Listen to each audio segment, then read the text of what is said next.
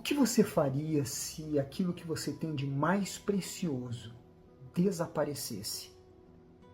E diante de uma cena marcante em que Deus derruba Dagon, o Deus dos inimigos, o Deus dos filisteus.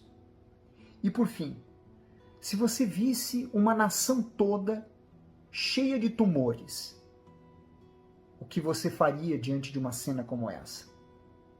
E ao ouvir um trovão que, através dele, um exército todo praticamente fosse aniquilado. São estes assuntos que vamos trazer para você no devocional de hoje, 1 Samuel capítulo 4, 5, 6 e 7. Seja muito bem-vindo. Vamos mergulhar nesta meditação especial.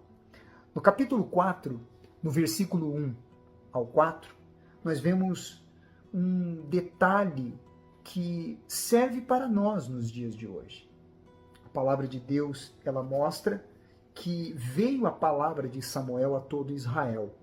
Israel saiu à peleja contra os filisteus e se acampou junto a Ebenezer. E os filisteus se acamparam junto a Afeca. Dispuseram-se os filisteus em ordem de batalha para sair de encontro a Israel. E travada a peleja, Israel foi derrotado pelos filisteus. E estes mataram no campo aberto cerca de 4.000 homens. Voltando o povo ao arraial, disseram aos anciãos de Israel: por que nos feriu o Senhor hoje diante dos filisteus? Tragamos de Siló a arca da aliança do Senhor, para que venham no meio de nós e nos livre das mãos de nossos inimigos. Mandou, pois, o povo trazer de Siló a arca do Senhor dos exércitos, entronizado entre os querubins. Os dois filhos de Eli, Ofni e Finéias, estavam ali com a arca da aliança de Deus. Realmente uma cena muito bonita, mas que na verdade não passava de maquiagem. Sim, porque para os filhos de Israel, a arca da aliança ela era um amuleto. Como hoje nós vemos pessoas que carregam no peito um determinado amuleto, na carteira, ou até mesmo pendurado no canto da casa. Mas a verdade é que do que adiantaria o material estar presente se o espiritual não estava? E este era o principal, porque para vencer os inimigos eles precisavam da presença de Deus, mas Deus não estava ali. Por quê? Por causa da rebeldia, por causa da rebelião, por causa da desobediência dos filhos de Israel. No versículo 5 ao versículo 10, ter a arca nestas condições era um amuleto, como nós acabamos de mencionar. E infelizmente muitos têm vivido assim nos dias de hoje. A questão não era se Deus estava do lado deles. O X da questão era: eles não estavam do lado de Deus. Essa é a pergunta que todos os dias temos que fazer. Estamos do lado de Deus? Porque querer que Deus esteja do nosso lado, obviamente todos querem. Mas estar do lado de Deus, esta é a questão. No capítulo 4 ainda, no versículo 10, mostra que os filhos de Israel, o exército, eles fugiram para as tendas. Fugir para as tendas significava fugir do campo de batalha. Quem diria? Mesmo a arca da aliança estando ali, eles fugiram. Por quê? Porque eles estavam, na verdade, desassociados de Deus. Então, só o medo, o temor, o terror, o desespero é que prevalecia. No versículo 17 ao versículo 18, algo me chamou a atenção. Quando Eli recebeu a notícia que foi a mais impactante de sua vida, que o levou ao último suspiro. E por incrível que pareça, não foi a morte de seus filhos, mas foi saber que a arca da aliança havia sido tomada pelos filisteus. E eu pensava nesta palavra que eu quero ler para você, por que Eli, ele não ficou tão chocado com a morte dos filhos quanto com a arca ter sido tomada? Deixa eu ler para você. Diz assim, veja só. Então respondeu o que trazia as novas e disse: Israel fugiu de diante dos filisteus. Houve grande morticínio entre o povo, e também os teus 2 filhos, Ofni e Finéias, foram mortos, e a arca de Deus foi tomada. Ao fazer ele menção da arca de Deus, caiu Eli da cadeira para trás, junto ao portão, e quebrou-se-lhe o pescoço, e morreu, porque era já homem velho e pesado, e havia ele julgado Israel 40 anos. Sabe aquele pai que sabe que a qualquer momento uma má notícia sobre os filhos vai surgir? Era o caso de Eli. Porque ele sabia qual era o caminho que os filhos estavam trilhando. Então ele sabia que a qualquer momento viria à tona uma notícia ruim sobre os seus filhos. Mas jamais ele pensava que a arca da aliança seria tomada, roubada pelos arqui-inimigos de Israel, os filisteus. E quando ele ouviu isso o chocou, marcou de forma mortal a Eli.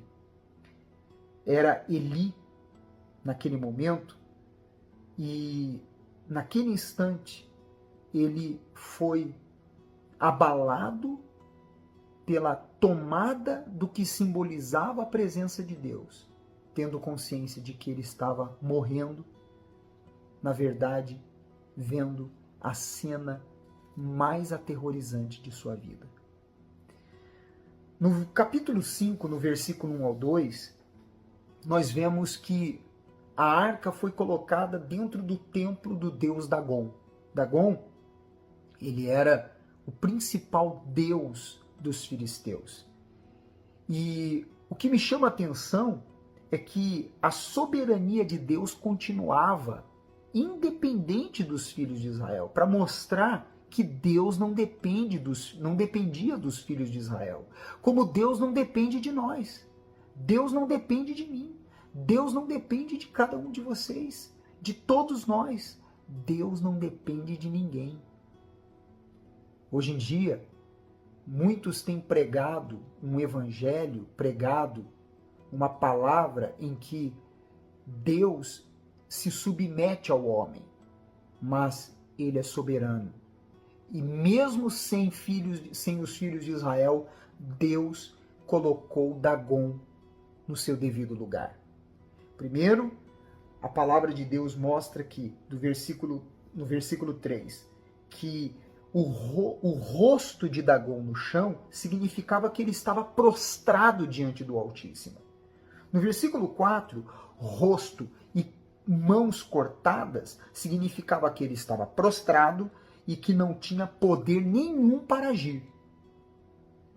Esse é o nosso Deus. Ele é soberano e por isso devemos prestar a Ele toda a honra, glória, louvor e exaltação. Só Ele é digno e mais ninguém. No versículo 6 ao 12 do capítulo 6, nós vemos tumores alastrando sobre os filisteus. E esses tumores era a demonstração da supremacia de Deus e que ele não precisava do homem para prevalecer sobre os seus inimigos. Nós precisamos aprender que Deus é Deus. Nós somos míseros seres humanos.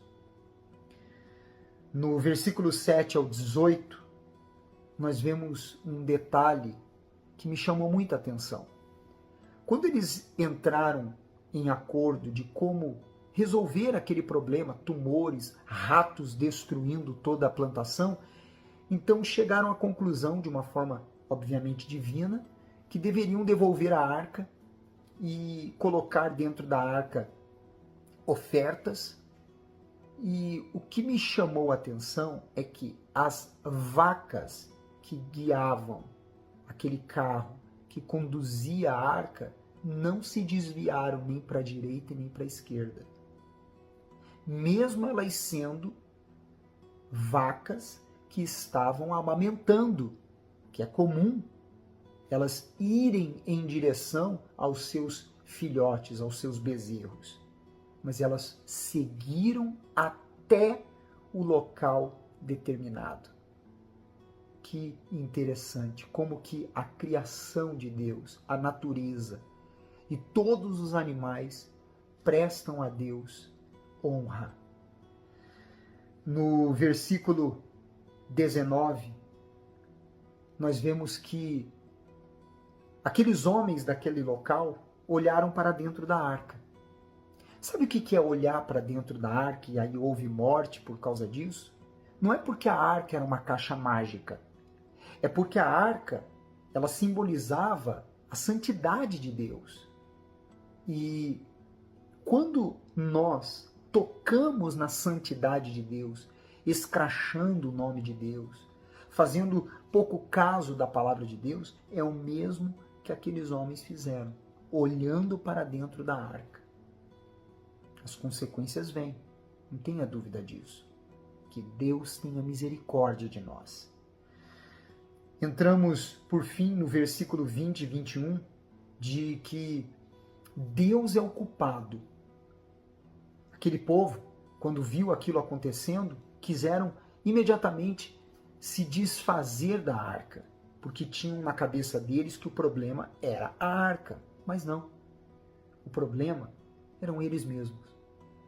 É muito comum o ser humano, quando acontece algo ruim, jogar a culpa em Deus. Mas quem é o responsável? Quem é o responsável pelo plantio? Quem é responsável pelo plantio tem que ter consciência da colheita que terá. Tudo que plantamos, colhemos. No capítulo 7, do versículo 2 ao 4, vemos o que realmente precisa acontecer. A palavra de Deus mostra que Samuel chama o povo ao arrependimento, quando diz as seguintes palavras. Falou Samuel a toda a casa de Israel, versículo 3. Se é de todo o vosso coração que voltais ao Senhor, tirai dentre vós os deuses estranhos e os astarotes e preparai o coração ao Senhor. Servi a ele só, e ele vos livrará das mãos dos filisteus. Rendidos a Deus, então Deus tomaria a frente de todas as situações. Quando vemos, por exemplo, no versículo 6, eles derramando água, o derramar água simbolizava derramar o coração em arrependimento. Você pode ver isso firmado e confirmado em 2 Samuel 23, 16 e Lamentações, capítulo 2, versículo 19. No versículo 10, nós vemos que um trovão, quando Samuel ofereceu sacrifícios a Deus, veio sobre o arraial dos inimigos, o lugar onde estava tendo aquela batalha. Acredita-se que este trovão caiu em uma época de seca e que matou alguns filisteus, que foram ali completamente eliminados pela poderosa voz de Deus. No versículo 12, Samuel coloca uma pedra naquele lugar. Essa pedra representa Jesus. Ele é o centro de tudo. Ele é o responsável por todas as coisas. Ele é o Senhor. Aquela pedra, ela marcava um retorno espiritual de Israel a Deus. Coloque essa pedra aí diante de você. Volte para Ele, porque Ele te espera. Você é especial para Deus. Se essa mensagem te ajudou, compartilhe com o maior número de pessoas. E amanhã estaremos de volta com mais sobre 1 Samuel. Até lá.